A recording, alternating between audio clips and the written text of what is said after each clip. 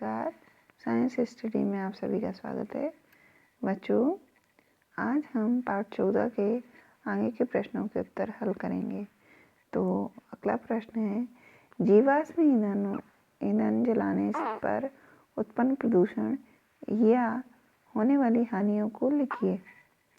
तो इसका उत्तर है, जीवाश्म ईंधन को जलने से मुक्त कार्बन, नाइट्रोजन एवं सल्फर के ऑक्साइड वायु प्रदूषण तथा अम्ल वर्षा का कारण बनते हैं, जो कि जल एवं मृदा संसाधनों को प्रभावित करता है।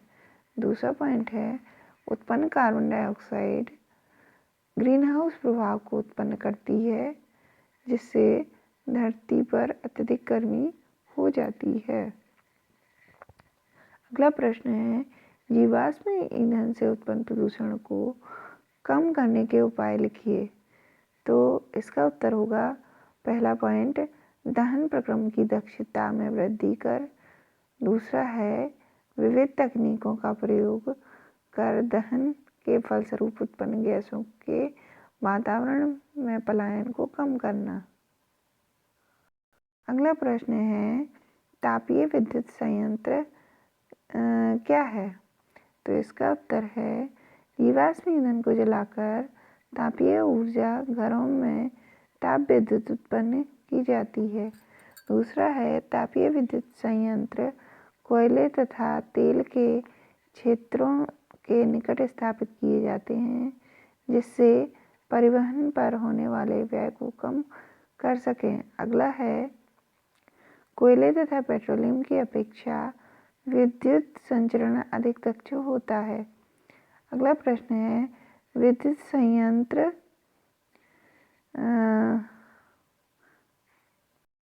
क्या है? तो इसका उत्तर होगा, जल विद्युत संयंत्र गिरते हुए जल की स्थितिज ऊर्जा को विद्युत ऊर्जा के रूप में रूपांतरित करते हैं। पॉइंट है, जल विद्युत संयंत्र बांधों से संबद्ध हैं, क्योंकि जलप्रपातों की संख्या बहुत कम है। अगला पॉइंट होगा, भारत में ऊर्जा की मांग का 25% की पूर्ति जल विद्युत संयंत्रों से की जाती है। इसके लाभ लिखिए। तो बच्चों, जल विद्युत संयंत्र के लाभ निम्न प्रकार हैं। पहला है, पर्यावरण को हानि नहीं होती। दूसरा है, जल विद्युत ऊर्जा एक नवीनीकरण ऊर्जा स्रोत है। और तीसरा है, बांधों के निर्माण से बाढ़ रोकना तथा सिंचाई करना सुलभ है। अगला प्रश्न है,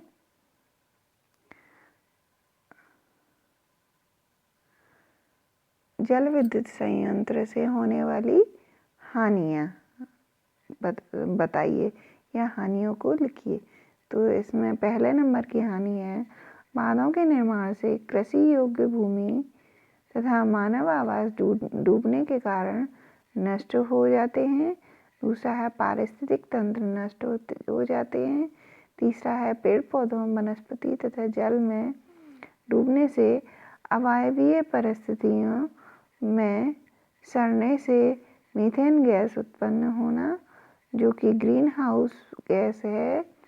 चौथा है, विस्थापित लोगों के संतोषजनक पुनर्वास की समस्या उत्पन्न हो जाती है।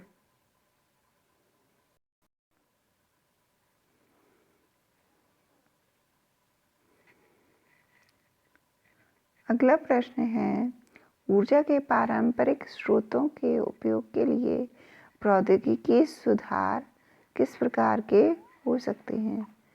तो इसमें पहला है, जैव मात्रा या बायोगैस का उपयोग।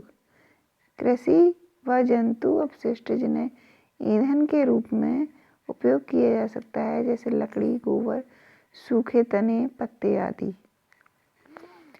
अगला है, लकड़ी जैव मात्रा का एक रूप है, जिसे लंबे समय से ईंधन के रूप में उपयोग किया जाता है, लेकिन इससे कुछ हानियाँ होती हैं। वो हानियाँ क्या हैं? जलने पर बहुत अधिक धुआं उत्पन्न करती हैं, अधिक ऊष्मा न देना। अतः उपकरणों की तकनीक में सुधार करके परंपरागत ऊर्जा स्रोतों की दक्षता बढ़ाई जा सकती है, जैसे लकड़ी से चारकोल बनाना। अब अगला प्रश्न होता है, चारकोल क्या है? तो लकड़ी को वायु की सीमित आपूर्ति में जलाने से उसमें उपस्थित जल तथा वाष्पशील पदार्थ बाहर निकल जाते हैं और अवशेष के रूप में चारकोल प्राप्त होता है। लकड़ी ईंटों की सीमित मात्रा जलाने पर चारकोल उत्पन्न होता है। चारकोल लकड़ी से बेहतर ईंधन है क्योंकि बिना ज्वाला के जलता है, अपेक्षाकृत कम धुआं निकलता है और ऊष्मा उत्पन्न करने की क्षमता अधिक होती है। अगला है गोबर के उपले। जैव मात्रा का एक रूप परंतु ईंधन के रूप में प्रयोग करने में कई हानियां हैं। बहुत अधिक धुआं उत्पन्न करना। दूसरा है पूरी तरह दहन न होने के कारण राख बनना। परंतु तकनीकी सहायता से गोबर का उपयोग गोबर गैस संयंत्र में होने पर यह एक सबसे सस्ता व उत्तम ईंधन बन जाता है। तो बच्चों, आज के वीडियो में बस इतना ही। अगले वीडियो में हम आगे के कुछ प्रश्नों के उत्तर हल करेंगे।